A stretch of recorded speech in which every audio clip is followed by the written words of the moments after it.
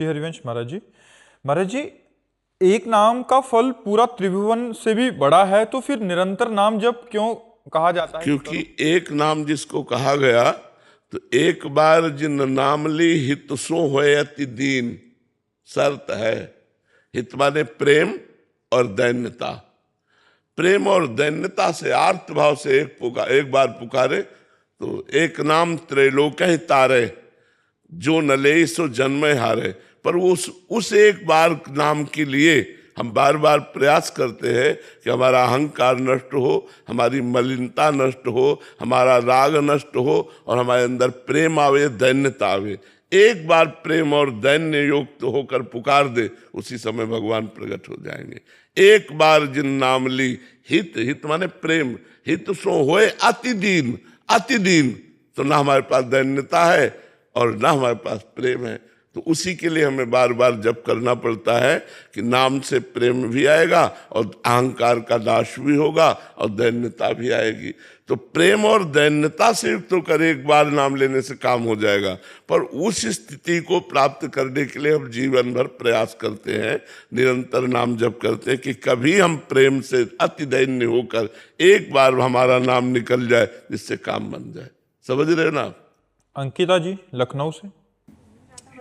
श्री हरिवंश महाराज जी। महाराज जी, जब सब कुछ स्वप्न ही है तो ये हर समय सत्य प्रतीत क्यों होता है? इसका क्या अर्थ है? मोह निशा सब सोवन निहारा, देखें सपन। स्वप्न में कभी देखा है क्या कि आप झूठ देख रही हैं? स्वप्न में किसी को प्रतीत होता है क्या कि मैं झूठ स्वप्न देख रहा हूं? उस समय तो सत्य ही प्रतीत होता है। जगने पर हमको प्रतीत होता है कि वो असत्य है, वो झूठा है।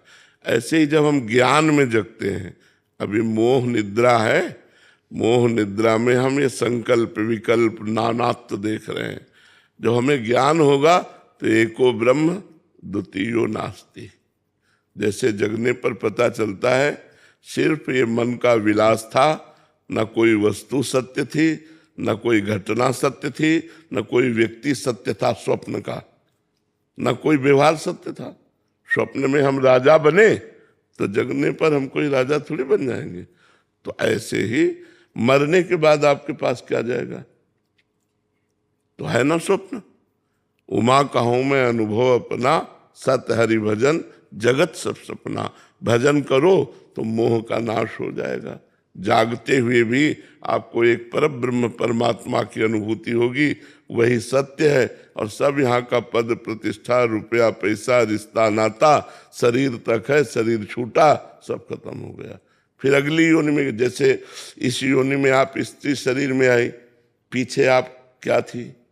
आप पति थी कि पत्नी थी, पिता थी कि पुत्र थी, आपका क्या परिवार था, आपका क्या ग्रेजुएशन था, कि आप किस पद में थे? कुछ है? कुछ नहीं है। ऐसे ये भी कुछ नहीं रहेगा। पति पुत्र परिवार शरीर छूटा, खत्म खेल। तो स्वप्न ही तो है। ये कब पता चलेगा? जब ज्ञान होगा। अज्ञान में तो सब रत है। जब आप स्वप्न में डूबते होते हैं तो सही में डूबते होते हैं, एकदम हाहाकार मच जाता। लेकिन जब जगते तब हंसी आती कि यार एक बूंद पानी नहीं, और ये सब क्या ड्रामा था। तो ऐसे ही ये माया का ड्रामा है, माया का नाटक है। मैं और मोर तोर तय माया, जे बस किन्हें जीव निकाया। तो जिन सच्चिदानंद भगवान की माया से मोहित होकर हम स्त्री पुरुष जड़ चैतन्य अच्छा बुरा सुख दुख लाभ हानि मान अपमान देख रहे हैं, उन्हीं भगवान की आराधना के द्वारा हम ये देख पाते हैं कि ये सब कुछ नहीं, केवल सच्चिदानंद भगवान है। पर ये कठिन साधना है। भोगों का त्याग करके मन से वैरागी होकर भगवान के चरणों में निरंतर भजन करना, चाहे गृहस्थ हो चाहे विरक्त हो। जब तक ऐसा भजन नहीं करेगा तब तक उसे ऐसा अनुभव नहीं होगा। खाना पीना देखना सुनना शब्द स्पर्श रूप रस गंध, इन भोगों को भोगने में ये मोह के कारण। और जब मोह नष्ट हो जाता है तो अपने स्वरूप में वो आनंदित होता है। एकमात्र भगवान श्री राम में सब जग जानी, करो प्रणाम जोरी जो। मीनाक्षी जी राजस्थान से। श्री हरिवंश महाराज जी। महाराज जी, मनुष्य पर प्राय सत्संग का असर तो कम पड़ता है पर कुसंग का असर ज्यादा जल्दी पड़ता है। महाराज जी, इसका क्या कारण है? इसलिए पड़ता है कि सफेद में सफेद रंग डालो, सफेद में सफेद रंग डालो तो क्या असर पड़ेगा? और सफेद में काला रंग डालो तो एक बूंद का भी असर पड़ेगा, वो काला रंग है, ये स्वच्छ निर्मल है। तो निर्मल जब हमारी बुद्धि में जाता है तो चूंकि बुद्धि उसी सच्चिदानंद परमात्मा की दी हुई है, तो चढ़ता है रंग। ऐसा कि कम चढ़ता है ऐसा नहीं है, गौर से सत्संग सुनोगे तो रंग चढ़ता है। देखो आपके ऊपर रंग चढ़ा, सर्दी का समय है, कई बजे से जग रहे हैं, कौन सी सुविधा यहाँ है, और आप बैठे हो, किसके लिए बैठे हो? सत्संग का लोभ, साधु संग का लोभ, तो ये रंग नहीं चढ़ा। अरे कंबल में ओढ़ के चाय पीते हुए अपने घर में आग के सामने बैठना, और यहाँ क्या सुविधा? कोई सुविधा नहीं। लेकिन जिनको कुसंग ने अपने बस में कर रखा है, उनके ऊपर सत्संग का रंग बहुत देर में चढ़ेगा। उनको जब बहुकाल करी सत्संगा, तबै होए सब संशय भंगा।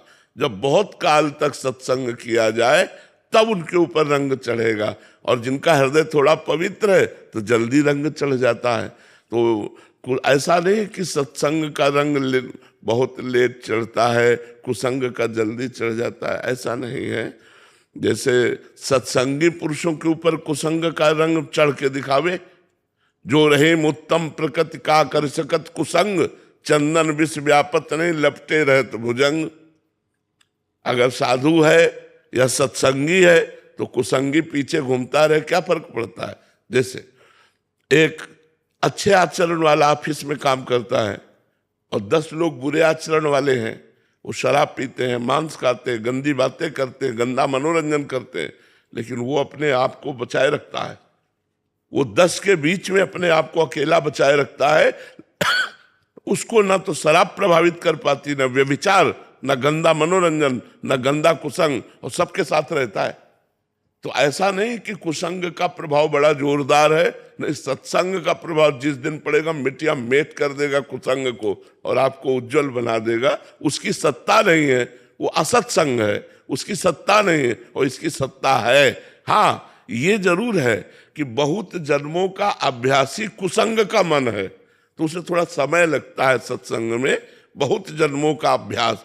तो वो अब जिस समय हमारा मन सत्संग में लग गया, फिर कुसंग से पराजित नहीं होगा, और जब तक सत्संग में नहीं लगा तब तक कुसंग ही है।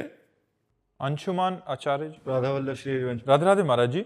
महाराज जी, मैं भक्ति मार्ग पर चलने का प्रयास करता हूं, पर जब परिवार या मित्र गलत आदतों, गलत भाषा या नाम जप का मजाक करते हैं, तब मेरे मन में क्रोध आ जाता है। और क्रोध नहीं आना चाहिए, और जिद्द बननी चाहिए कि हम करके दिखाएंगे तुमको। हमको क्रोध क्यों आए? हमको क्रोध नहीं आना चाहिए। कोई हमारा उपहास करे तो हमें क्रोध नहीं आना चाहिए। हमें अपने मार्ग पर दृढ़ रहना चाहिए और पुष्ट होना चाहिए और बढ़िया गहरा तिलक लगाना चाहिए। हमको मजाक से क्या मतलब? अब यही तो हमारे मार्ग का महामहिमामय स्वरूप है कि हम उसको सहन करते हैं, हम मुस्कुरा के चल देते। वो गाली दे रहा है, हम मुस्कुरा के चलते हैं। वो हमारा उपहास कर रहा है, हम मुस्कुरा। बड़ा कौन? जो क्षमा करे। जो क्रोध करे वो थोड़ी क्षमावान बड़ा होता है। तो तुम धैर्यवान बनो, क्षमावान बनो, अपनी भक्ति को आगे बढ़ाओ। किसी के प्रशंसा से हमारी भक्ति बढ़े, वो भक्ति थोड़ी होती है। सामने वाले निंदा करे और हमारी भक्ति बढ़े, तब असली भक्ति होती है। समझ पा रहे हो? तो खूब नाम जप करो, शास्त्र स्वाध्याय करो, सत्संग करो, जिससे बुद्धि अध्यात्म को समझे और समझ करके चले। मनोज जी जोधपुर से। राधे राधे। राधे राधे महाराज जी। महाराज जी, साधक को विशेष ध्यान किस पर देना चाहिए? असाधन को हटाने पर या नाम जप? साधन को करने पर। असाधन तो साधन की वृद्धि पर अपने आप छूट जाएगा। हमें अगला कदम बढ़ाने को ध्यान देना चाहिए या पिछला उठाने का? किसका प्रश्न है? अगला कदम बढ़ाने का हमें ध्यान देना चाहिए या पिछला उठाने का? अगला कदम हमारा कहाँ पड़ रहा है? तो साधन पर ध्यान देना चाहिए। नाम जप, शास्त्र स्वाध्याय, सत्संग, साधु सेवा, भगवत सेवा, समाज सेवा, साधन पर ध्यान देना चाहिए। असाधन तो अपने आप उसकी बढ़ोतरी पर छूटता चला जाएगा। असाधन में अरुचि होती चली जाएगी, और जिसमें अरुचि नहीं है उसे जानबूझ के छोड़ा जाता है, क्योंकि असाधन रहेगा तो साधन का अनुभव नहीं हो पाएगा। साधन होते हुए भी भगवदानंद का अनुभव नहीं हो पाएगा। इसलिए असाधन का, कुमार्गगामी वृत्तियों का हमें विरोध करना होता है। तो विरोध किससे करेंगे अगर साधन नहीं होगा तो? नाम जप नहीं होगा, अध्यात्म बल नहीं होगा, तो हम विरोध किससे करेंगे? विरोध करने का बल तो वही है जिससे हम विरोध करते हैं। तो हमें साधन पर रुचि बढ़ानी चाहिए, और जो वृत्तियां साधन में लग जाती हैं तो वो पवित्र हो जाती हैं, तो असाधन में लगी वृत्तियों पर वो हावी हो जाती है।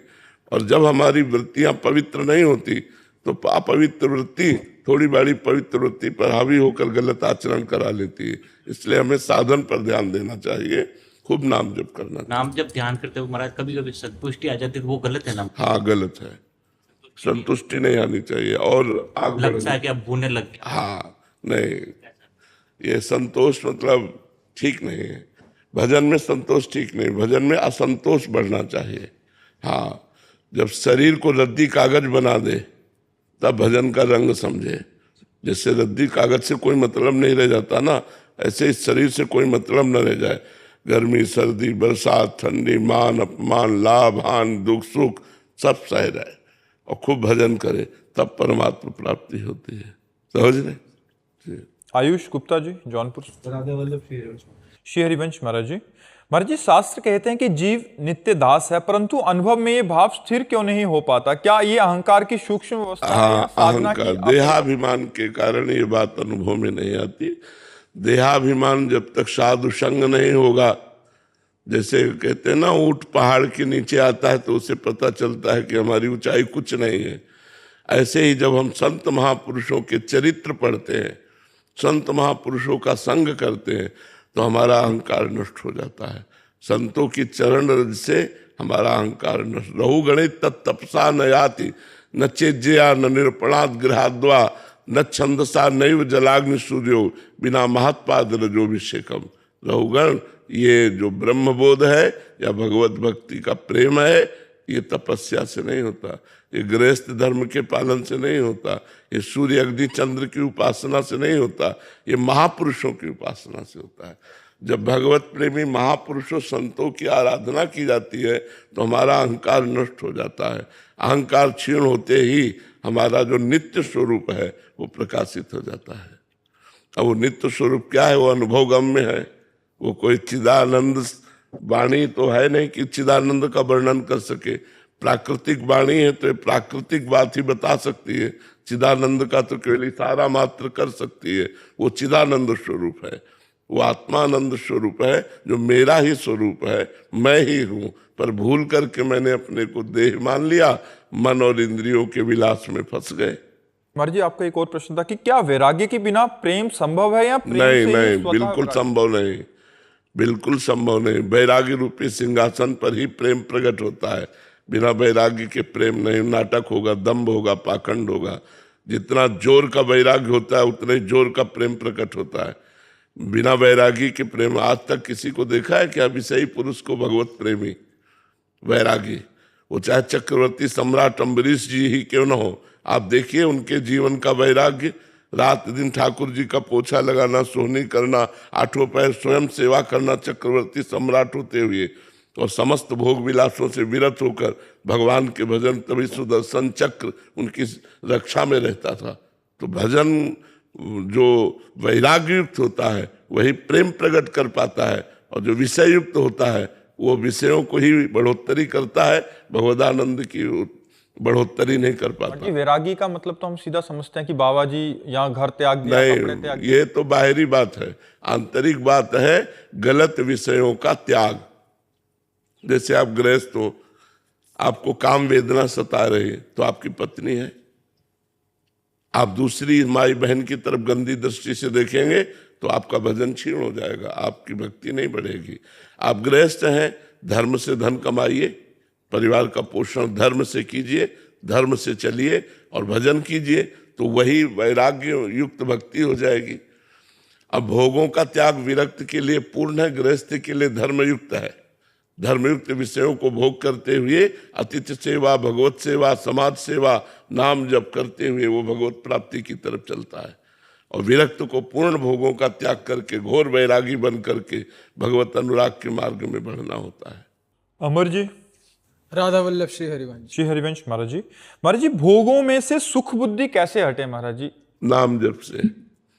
नाम जप से जितना नाम जप करोगे उतना भोगों में अरुचि होती जाएगी। खुद देख लीजिएगा। खूब नाम जप कीजिए, रात दिन प्रयास कीजिए अधिक से अधिक नाम जप करने का।